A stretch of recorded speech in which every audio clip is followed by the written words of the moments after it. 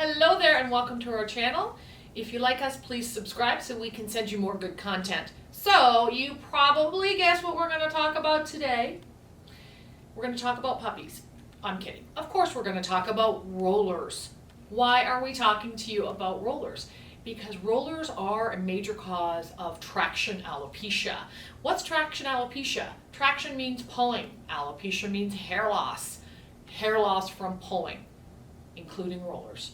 So, Velcro rollers, hot rollers, metallic rollers, sponge rollers, or any device that's pulling on the scalp can cause traction alopecia. So we're going to talk about some of the pros and cons today and give you some tips and tricks on how to best use the roller. So as you can see, I have my Velcro rollers in. I kind of like my Velcro rollers. Why? They save me a lot of drying time. And then while I'm putting on my makeup, getting my clothes, feeding my dog, or just working at home, the rollers are drying, the hair's drying in the rollers. So it saves time, and then because I'm not blow drying as hard, it saves damage. So my hair, it takes a little bit easier on the condition of my hair, and I really like that. Also, sometimes if I leave them in long enough, I can completely skip the hot tools. Yes, I can skip the hot tools. So that's another pro. When I do put the rollers in, I have to be very careful to make sure that two things don't happen.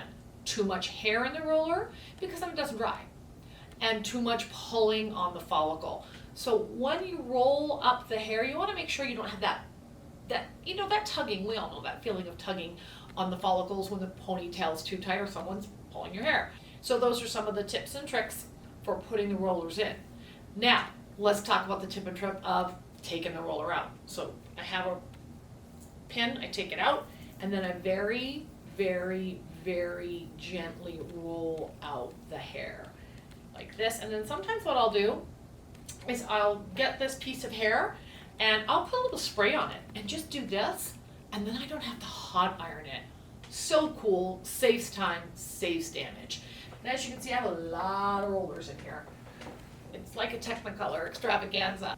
Now, let's talk about some of the things that can happen with rollers when you don't follow certain sanitation conditions and make sure the rollers are clean. First of all, I'm not going to use rollers that anybody else uses. So if I go somewhere and someone's doing my hair, I have to make sure those rollers have been sanitized. Why? Because you can get a lot of fungus growing on rollers if they're wet, if you're put into wet hair. That fungus transfers to your scalp. Fungus and bacteria cause alopecia. Why? Because that follicle is a living thing.